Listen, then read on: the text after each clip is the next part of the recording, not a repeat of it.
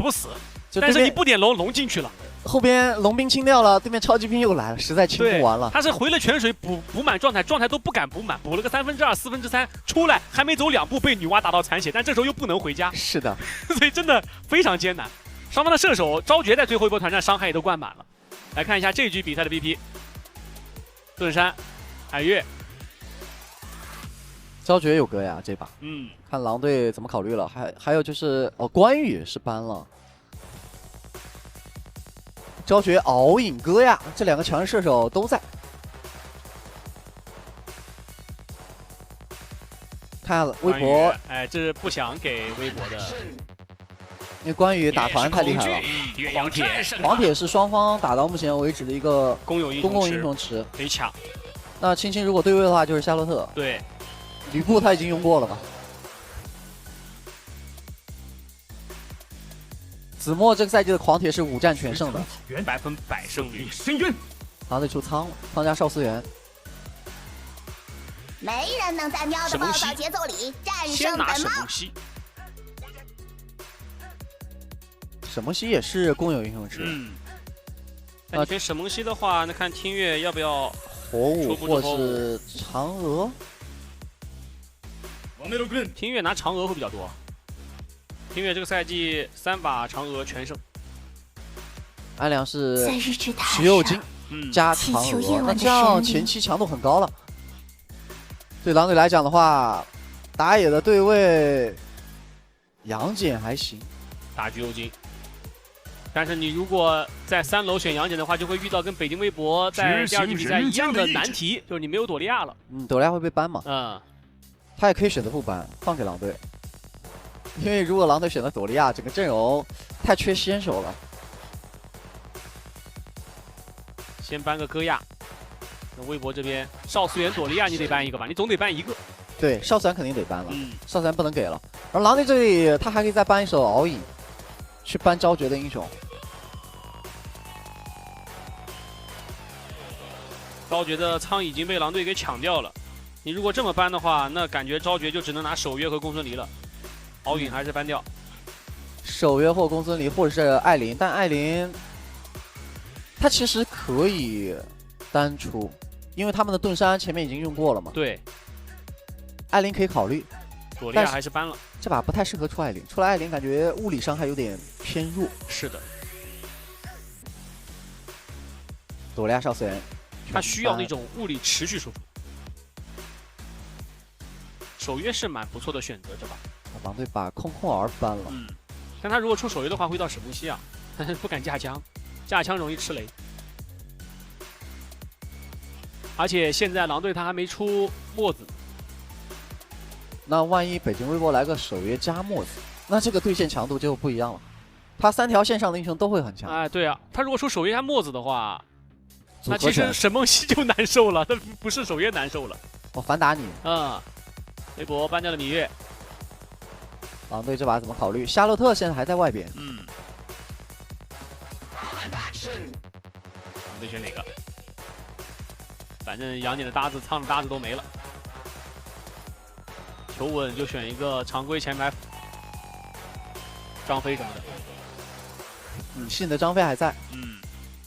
因为他这个墨子不能出啊，这墨子出了的话，微博他万一要是不出守约怎么办呢？重要的事。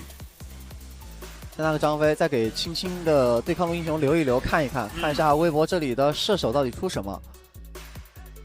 守约公孙离、艾琳，这3个。公孙离打仓一般般，而且对面有沈梦溪，他要选一个有续航的去扛沈梦溪的消耗。现在游走位的英雄里面，目前还能有续航的英雄，不好意思，只是验证一下新招式。还有一个大禹，然后就没了。战场险恶，扛消耗的，你仍需磨砺。大禹加袁绍。因为张飞他们自己用过了，保证守后期。那狼队这里得选一个能切的了，要不然这个阵容切入会比较乏力。他保底得拿个夏洛特，或者是影打狂铁现在也挺好打的。那狂铁手长，狂铁只能抢线，压不了状态，但他反过来能压狂铁状态。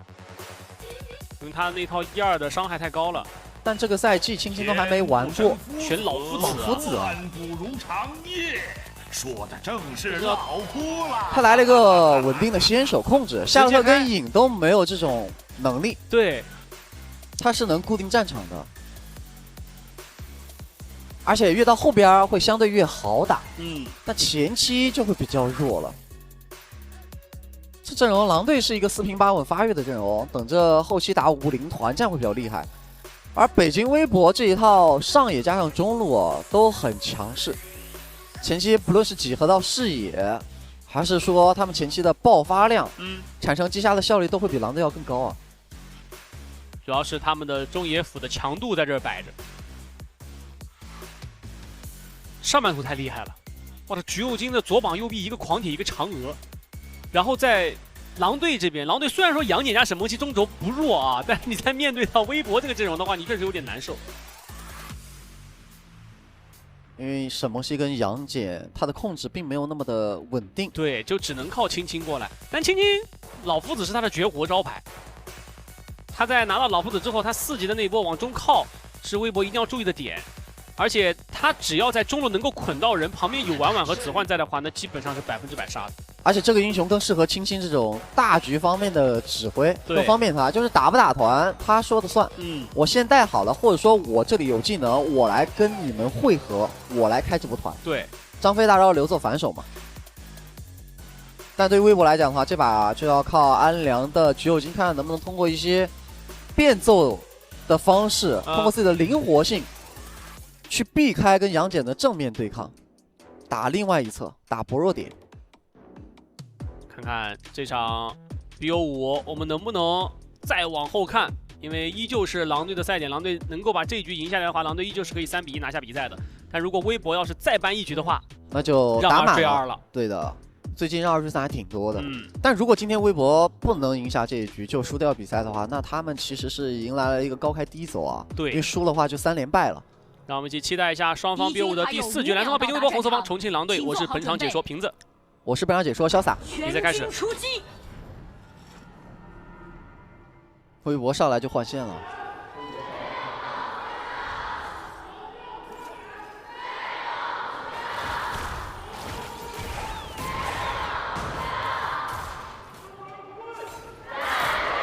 安良的橘右京是发育路开。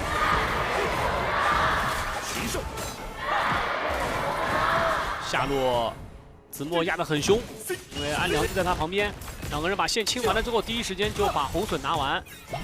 上路青青老夫子也是在抗压的，他们这个一个换线做下来之后，然后以及安良的边线开，2头优，对，两边全优，而且以狼队的这个阵容，他们还进不了微博的野区，因为他2条边线全弱，全弱的话，这没有人可以过来支援的，谁进野区谁被包。然后婉婉的杨戬是吃完山豪蓝 buff 开往上刷，这样跟橘右京是同向出野区了。对。再加上他往老夫子这条路帮的话，容易出一些优势。上路的空间之灵也是微博的，让微博前期的2个中立资源全部拿到。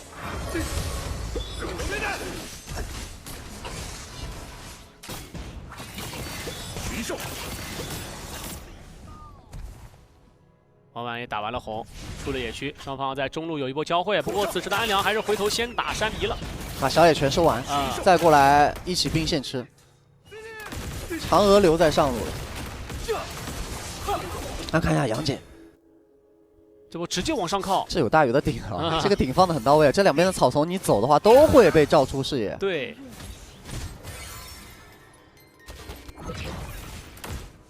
这把大鱼的好处就在于视野侵占。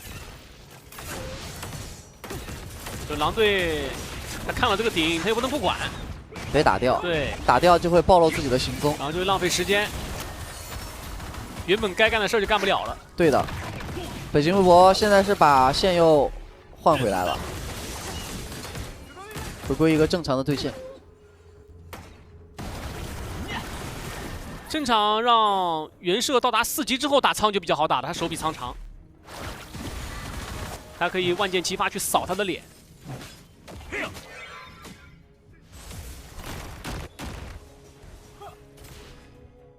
青青老夫子现在到达了4级啊，我们看他什么时候出第一波节奏。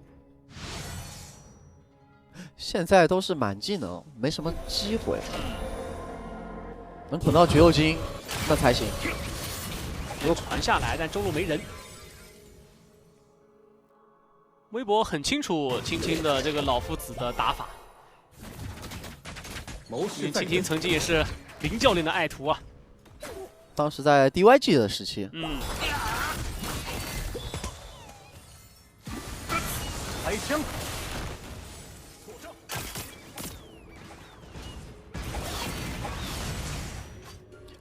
下路有想法，但是被狼魂发现了。那还有30秒左右，刷第一波暴君。反了个赤甲，再吃下线。看一下婉婉杨戬是一个配合沈梦溪包过来，老夫子要留人，看他留谁了。但是他先被狂铁抽了一套，狂铁上去想吃大招的，这波还是被老夫子强行捆住了。捆住了之后，身后是有人的，有个沈梦溪在这里。子墨挤得太靠前，子墨的意图有点明显，就是站在青青的脸上，你要么就捆我，要么就被我揍。但是身后子焕以及杨戬他包了个大圈，是的，给了2个底气。就是虽然老夫子单打不死狂铁，但是有队友啊。对。这个阵容选出来的时候，我们就讲了嘛，在前期北京微博他们是吃不起老夫子的捆的，只要杨戬和沈梦溪在，一定能造击杀。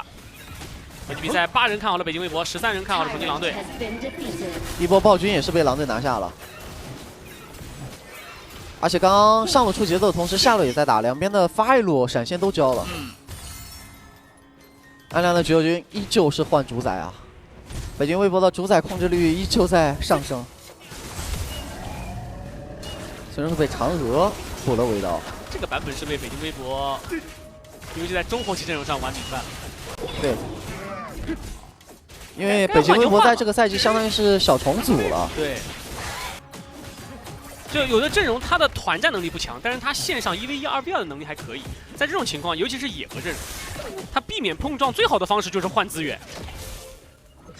因为你如果线上不强的话，其实你拿主宰并不讨好。对的，你容易被别人卡线。但是这个版本其实你拿了主宰之后是有百利而无一害的，因为龙兵吞掉的兵线也会反补给全队。对，他会转化为总经济。不像以前你拿主宰可能会丢经济。你被龙兵吞掉的兵线就实实在在的被吞掉了。杨戬又在上路打反蹲，这把狼队的主要节奏就是这个老夫子的先手，所以微博在对阵到老夫子的时候。要小心的，人不齐是接不起老夫子这个大的。5个人，王姐要传下来，顶住2闪拍，接大招挂减速大雨给大招顶，老夫子回捆反捆，把子墨的狂铁给反秒了。是的，子墨这波下来之后是想要跟医生接一波 combo， 但是试着 rua 一下青青。当时青青是开着2技能往回拉的，对，他的2技能吃掉了第一波控制的爆发，随后老夫子又原地捆，甚至闪现都不用交。张飞吼喷大，把人赶走，让队友来集火，再来一剑，点掉一生。这样为了守这个下塔，微博付出了惨重的代价。自己在扛塔，给了治疗术没死掉。这个治疗不给就死了啊！微博守这个下塔的代价有点高啊。上路一个，辅助一个，2个人头来守一个下1塔。医生这波是闪现躲掉了子焕沈梦溪的2技能，要不然他也要懵。就是他第一时间可能就被沈梦溪给撞死了，对，但他随后是被苍那一发强化普攻跟过去了，被点死的，是第2时间死的，就是延缓的阵亡吧。但结局对于狼队来说都是好结局嘛。看一下老夫子，微博他是有点难受，这波开了2技能，顶了第一波爆发，对，然后接着 A 大招一开，2技能又好了，闪现都不用交，是。随后就是张飞这个大招，利用自己的大招末尾端后到了大雨。对，本来是跟沈梦溪接 combo 的，但没有想到苍收下了这个击杀。但这个头给苍挺好的，最好的结果，让道仔多补了波经济。老夫子蹲好了蓝草，这波应该是又能蹲到直接捆，又是子墨，又要面对这3个人。对，看这波能不能扛得住了。扛不住，扛不住，3捆子墨，子墨在近2分钟的时间里被青青连续3波。子墨的第1件装备已经是极寒风暴了，但是沈木希过来，这个伤害还是很高。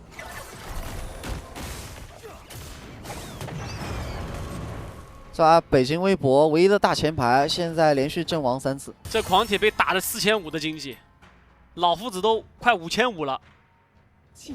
狂铁的经济只是高于两边的辅助。嗯。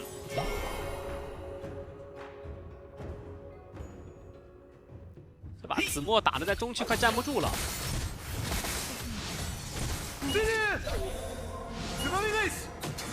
你看这个阵容到目前为止，狂铁都站不住，其他人就更不敢去吃。是的。 只能让打大团的时候，狂铁被捆的话，那大禹给个大招进行拆火。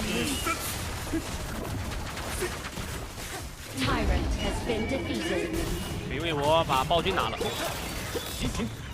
但这把也只是子墨一个人受伤了哦。对，北京微博的总经济并没有落后很多。打野经济视频，发野路经济领先。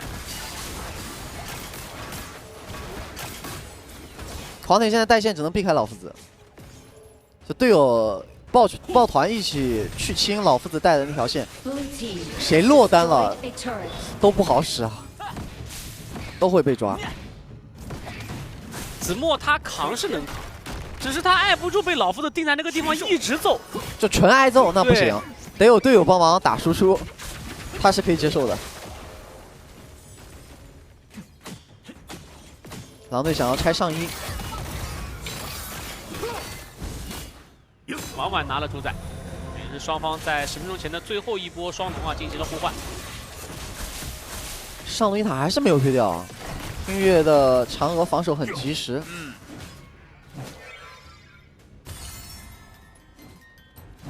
射手的经济追得非常紧，就差了100块钱。这把两边的射手10分钟都没有办法准时做出3件套了，都差个200块。 中路微博想压一波，杨戬过来1接2打一波，杨戬自己有点扛不住啊，因为他是暗影战斧加上无相神器，对，没有什么坦度。老夫子大傻捆到了大禹，捆大禹，看过去的集火，大禹直接给大招，坐姿就拆火，但自己还是吃到了集火之后被秒掉了。后续继续往前追，老夫子2技能开了起来，又顶住了一波伤害，再加上张飞的一口治疗，把濒死的老夫子救回来了。 这波团战，狼队也教了很多技能，微博不想放，想要利用自己双 buff 的原射去打前置伤害。对，但狂铁顶不住啊，狂铁要退了，血量太残了，嫦娥也顶不住。然后 B 闪现，我们就再给一颗雷炸残了原射，但是龙被安良用命给抢到了，一波关键抢夺，狼队这波布局了半天，龙没拿到，但他可以拿暗影主宰。是因为安良这波进去抢龙之后啊，被青天老夫子捆在龙坑里进行击杀。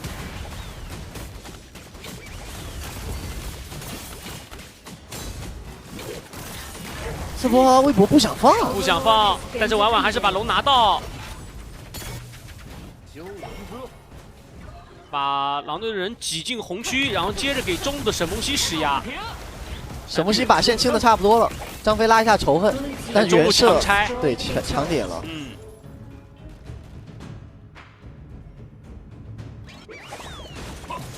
Red team has destroyed a turret. 这把道仔他的出装是直接出的隐刃啊，没有出袖剑。因为微博这套阵容打到后期切入能力一般，目前对他没有太多的威胁，他可以先尽情的补输出装，全进攻的装备，先把末世做出来。这把对他的威胁比较大的反而是这个原射的大招，是的，扫他会很痛，但基本上暂时扫不到他，要扫的话也是扫婉婉、信跟青青，是的，扫他们仨。 但原射他扫射的时候一定要小心，因为他往前扫射很有可能会进入到老夫子大闪的距离。对，如果一旦被捆，那这波团战微博就接不了了。原射现在闪现也没有转好，中路强拆一下，张飞扛塔，大鱼给大招，被躲了，硬拆不要兵线，就是前排质量够高。老夫子开2顶，顶完张飞套盾顶，张飞顶完老夫子再开2顶，可以说几乎无伤拆掉了这个近乎满血的中一塔。沈梦溪大招探蓝区的草丛，再把橘右京给找到了。上路的话，狼队是有一波暗影先锋的进攻，他们把中线一截要转上路推了，那这样橘右京跟嫦娥就不能在外边截线了。只能放掉这个2塔防守。然后原圣的红 buff 还有10多秒就要刷了。哦，正面沈梦溪找到了波机会，打了沈梦溪的闪现和状态。沈梦溪怎么太靠前了，然后紧接着仓在旁边点残了嫦娥，差一次血没点死，中单都没状态了。但嫦娥是可以回到泉水补的。那狼队这里子焕的沈梦溪状态就只能回家了。沈梦溪这个吸血还没做出来呢。沈梦溪怎么会到徐游君的脸上？他应该是想上去消耗，然后紧接着被安良121抽了一套。这波还是有点伤的，闪现被打掉了。对，晚一点都要死。老夫子要捆吗？捆就捆大宇，张飞跳盾，大宇给大砸3个，但自己要吃起火，狂铁跟过来，但大宇实在扛不住，张飞也给了个大招，毫不留技能，见人就杀。现在老夫子捆谁都能激活掉啊！因为狼队后续的输出量还是很足的。子墨现在3件套有苍穹了，看看他能不能顶得住，看他能不能顶得住。但前提我觉得是大宇活着，能帮他拆火，给一定的这个控制，才能保证狂铁活下来。如果不给的话，也有点难。而狼队打到这个时间节点，他们已经进入到这个阵容最舒服的阶段，就是青青可以指挥团战了。要不要打？开谁都由他来，他爆集火，对，捆谁集火谁。大防装加一个苍穹都做出来了，并且道仔也做出了末世，所以他现在捆前排就能够造击杀。有末世的仓点前排很痛，狮子仓可以出主日这把，就老夫子捆到人之后，他可以在一个超远的距离去补足自己的伤害。而微博这个阵容逆风之后，没什么好的先手，真的很难去切到仔。这比赛青青的3技能百发百中，6次全中，直接走过来被抽了。大宇给个大招，狂铁在拍，想要击杀掉老夫子有点困难，老夫子回头直接捆狂铁。狂铁开大招顶护盾，就要硬抓这个狂铁猫，现在上有点困难，交闪现拉开了距离，九金在旁边想打消耗，但他直接闪现过去，再给1剑，但是后续的2剑是点到了塔上，没有能够点到子墨的身上。子墨也开了一个大招，及时撤离了啊，但最终红 buff 是来到了子焕沈梦溪的手上。那狼队可以回家保仓拿一个红 buff。蓝被听月保住了。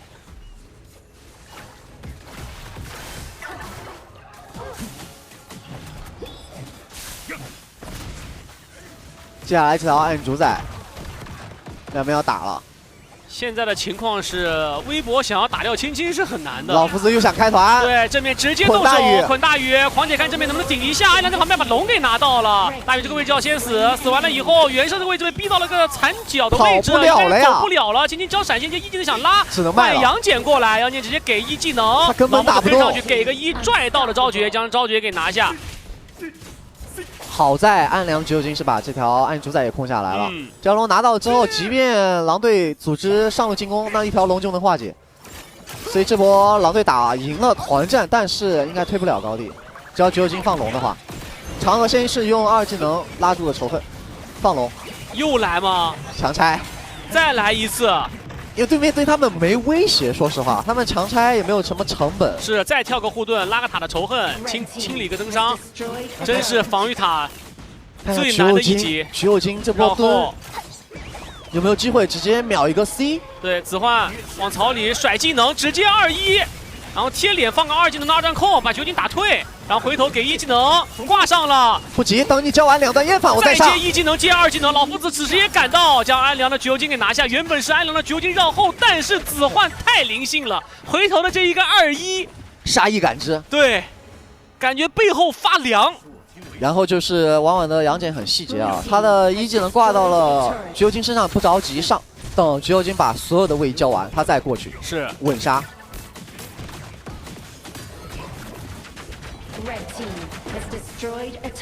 那现在微博真的是出不来了，出来就会被老夫子固定战场，这个老夫子能打出海月的作用了。下路又开始无兵线拆啊，好多塔，狼队这把拆都是无兵线拆的。中路的1塔，上路的高地，下路的2塔都是这么玩的。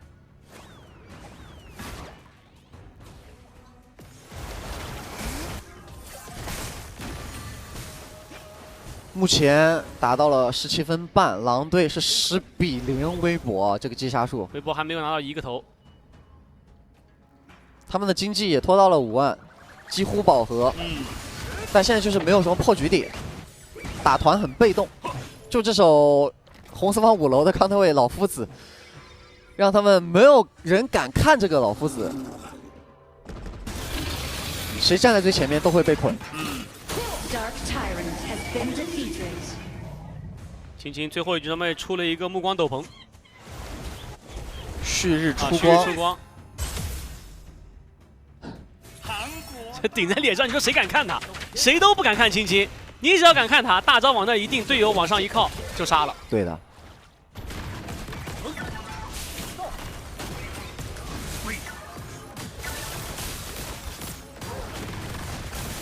老夫子顶前面开2技能往回拉，但这边的张飞吃到了结果，直接控死了信。这一波是个机会啊！信他可是出了兵甲加上抵抗鞋的，但是被连控死了，吃了塔伤。他当时的2技能是套盾，然后兵线第一时间被微博处理掉之后，他就被防御塔打了，再吃上连控。看下微博能不能利用张飞复活这段时间啊，在暗影主宰处打波架，打一个以多打少的团。给了个进攻信号，是想往外挤的。其实我觉得这条龙对于微博来讲不是最关键的，最关键的是你能不能顺着对面少了一个张飞，把这个团开起来，威胁到狼队的后排，打持续的吊点。狼队保持好阵型，老夫子往前顶，那不能被神木系这么消耗啊！老夫子正面跟狂铁对顶，没招大招，捏在了手里啊，等张飞活，但这条龙最后还是被安良拿到了。这条龙很关键啊！因为接下来的风暴龙王是在下路，接下来他们把龙兵直接放上，他们就有远端性的优势，就会抵掉对面的这个超级兵的优势。对，青青想要在上路做波线，定住打一套，狂铁闪开，直接捆到了射手，捆到了昭绝，这个位置昭绝要被单杀了。这样打出复活张飞，打上吼，再吼，成功处理了昭绝的原射，绝境这个位置也很残，让你跟过来，什么叫补伤害？婉婉带走了安良，又是青青啊！这个位置其实是庭院先蹲的他，但青青还是捆到了后排，狂铁这边也扛不住，感觉要终结比赛了这一捆。微博好不容易拿到了这条龙，最后要被狼队一波掉了。上路还有兵线的，上路兵线进到水晶里面，杨戬跟过去，一波结束比赛，让我们恭喜重庆狼队。回到了 S 组，再次拿到了胜利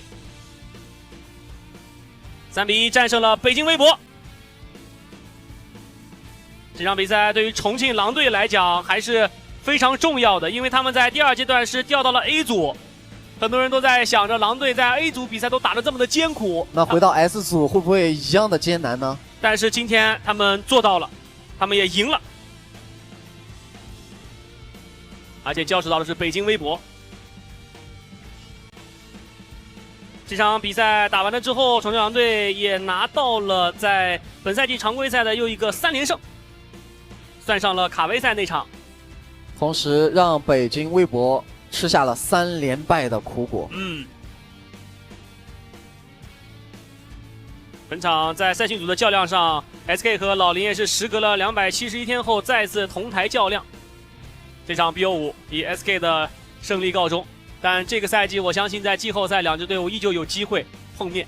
是的，最后那波真的青青太厉害了，对面3个人想要打他，他一个大闪向前躲掉了狂铁的控制不说，还捆到了原射。今天青青真的给微博出尽了难题啊！现场的采访已经准备就绪，让我们把时间交给现场。欢迎来到赛后采访，我是余光，今天邀请到了信来到赛后采访，跟大家打个招呼吧。大家好，我是重庆狼队信。回到了 S 组第1场比赛3比1战胜了北京微博，怎么说对抗强度？对抗强度挺强的，太久没打 S 组了。挺强的是吧？但是我感觉前2局比赛其实整体来说打的还是顺风顺水，而到了第3、4局当中，好像在上高地方面有没有感觉又遇到了一些困难？稳扎稳打吧。就第3局可能龙王决策没有做好。稳扎稳打，确实啊，在这个前2局当中，我觉得非常稳，好像初步是不是有找到了这种破解上高困难的问题？我觉得第1局是选择直接在高地外面跟对方打，第2局是就是你讲究的稳，有这个感觉吗？有，慢慢来吧。现在就是向那些 S 组队伍学习。要向那些 S 组队伍，但别忘了你们也是 S 组队伍。刚上来吧，还要学一下。好的，好的，好的。哎，但是讲到最后2局，我觉得最后那一波这个决策真的非常的不错，青青被开到了，然后但是你们能立马跟上，而且他也是立马的反开，他是提前知道袁绍在那个位置跟你们讲你要卖破绽，还是就是你们临场的决定？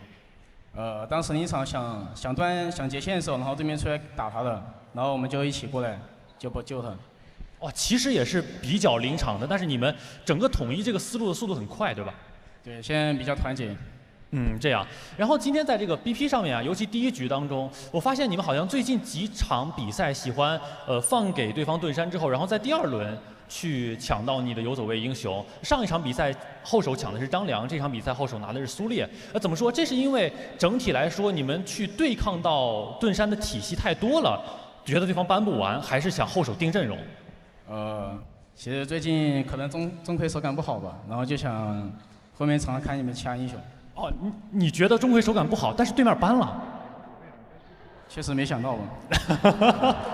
原来是这样，原来是这样。哎，但是第1局整个这个苏烈，我觉得绕后绕得非常不错。当时是19分钟，先在对方的这个红区绕了一波，能回得起来吗？那波换龙吧，然后看到对面射手一个人在开波军，然后就5打4直接冲正面。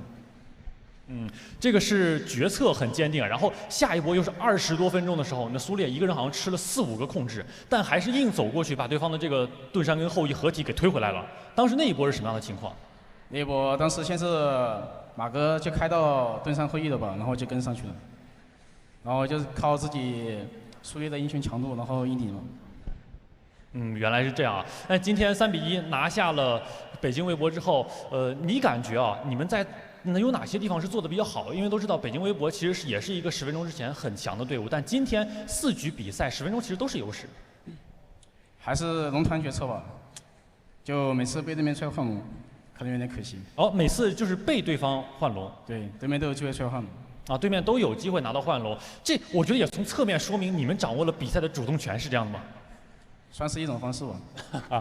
好的好的。然后我们也知道，马上就是一个比较漫长的这个休赛期了。在这个休赛期当中，不论是你个人还是狼队，有什么想要去提升的目标和方向吗？个人就先调整一下状态吧。可能最近压力有点大，然后就教练组和就是兄弟们就都一直在帮我吧。然后团队就是等马哥回来之后，还是向那个目标冲吧。明白了。哎，你提到了大家给你的帮助，能不能举1、2个例子，说大家哪一次帮的你印象比较深刻呢？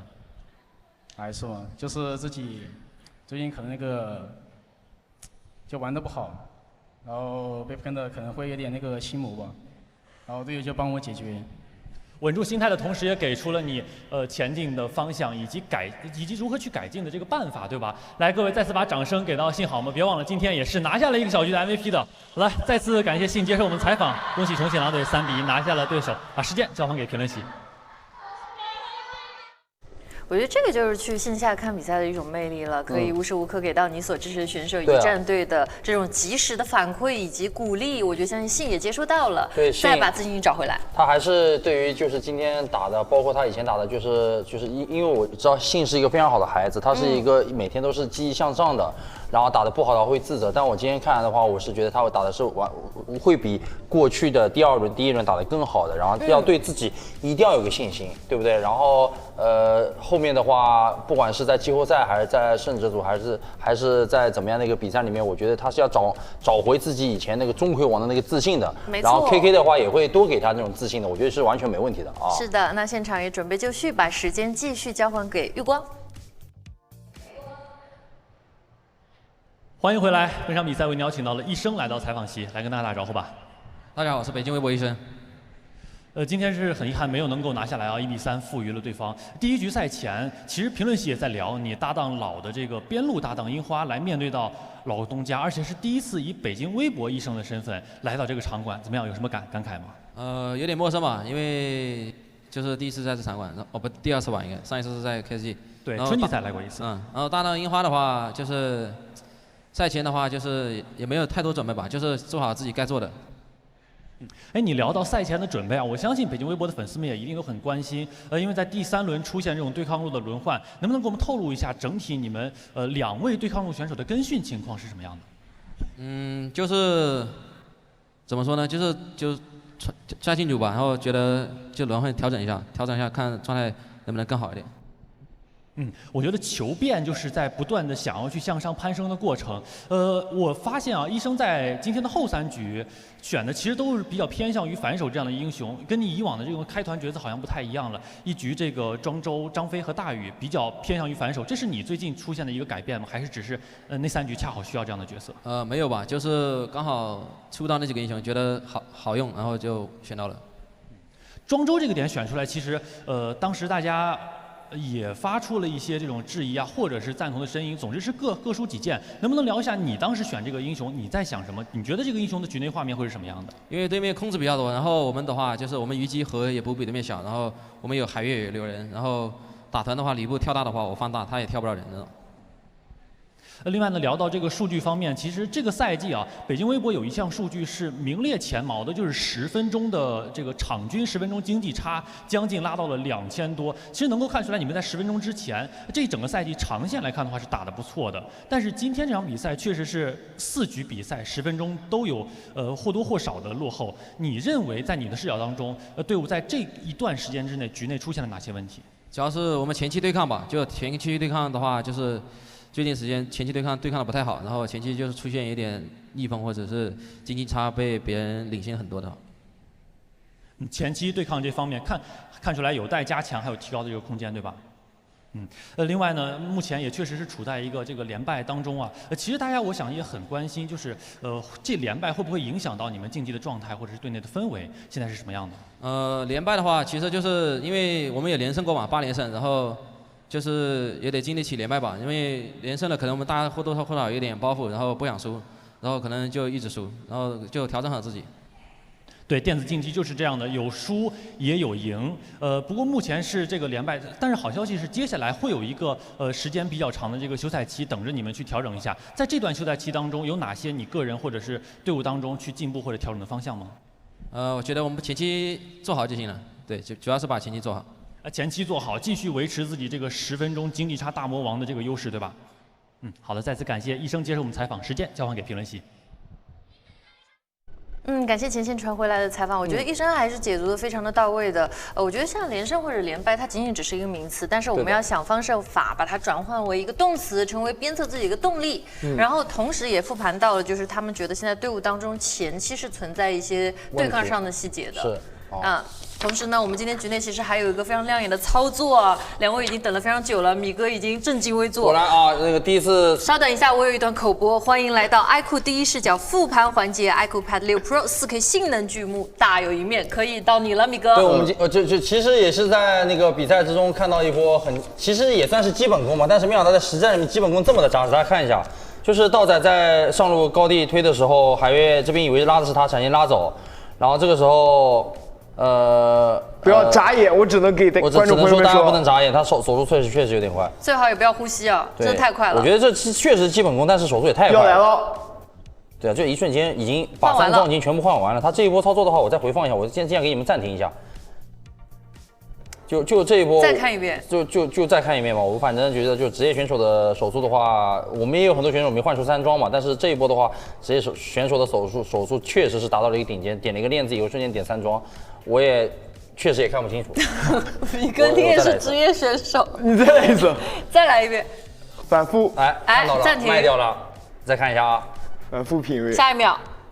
买好了，已经买好了，就基本上没看到。虽然只是想让大家看一下我们职业选手的一个第一视角的一个操作和基本功啊，没问题。现在用到但我们很多的职业选手，包括我们的主播，他也能做出来这样的高端操作。但是主播可以吗？主播打的高分区主播很多人造出来，你是高分区，但是我的重点你不懂，是在实战里面面对 S 组的强队，道仔能有这样临危不惧的手速，那是非常厉害的。那米哥，你是也要面对一下 S 组的强队，你才能有这样激发自己的潜力的？那不用，我只是说选手们就是后面的话，我们看到微博和狼队后面的比赛的话，后面2局的后半段，大家的一个操作精度会下滑，是因为确实是。这样高强度的比赛会让他们有点累啊。开团成功率，我说句实话，狼队现在离开小马，这咋办啊？每波团战都是得靠青青去开，怎么就离开呢？离不开，真的是离不开一点。现在只要选开团阵容，狼队的阵容就是直线上升，让小马去开团。哪怕是拿老夫子打一个狂铁，对，都能打出来那么爆炸的效果。没有选择开团型的英雄的话，让小马去打一个收割位的话，反而狼队的胜率会降低。现在就是整个队伍就看小马一声令下。这个必须要说一下，一开始在 BP 的时候，就朱恩教练还说到了嘛，我们在底下聊，就是老夫子其实对到狂铁是个劣势的对线，然后包括这也是夏季赛青青的第一把老夫子，但是不要忘了老夫子这个英雄是他的招牌英雄之一。招牌英雄，去年有非常多的名场面，包括本赛你也是他拿出了7把，赢了6次，绝对的 MVP， 当之无愧的本局 iQOO MVP。就是狼队没有他这个老夫子，最后一波操作，狼队就赢不了。这把 BP 都被针对了，明显搬完关羽之后，老林这里是抢了个狂铁，不让你玩。狂铁，对，就这样都能让他打出来，太厉害了！最后那一波是最吓人的一波。我觉得也是基于老林对于青青这名选手的一个了解吧。其实今天在班位上是很针对的。这把子墨被打得够呛，真难受。他基本上就是每波来抓你的话，就算旁边没有个猫咪，也是有一个杨戬肯定逮着你。这波2级能把伤害吃满了。对，这波吃满了。这波其实我觉得子墨不该开的，然后这波是被蹲的，没办法。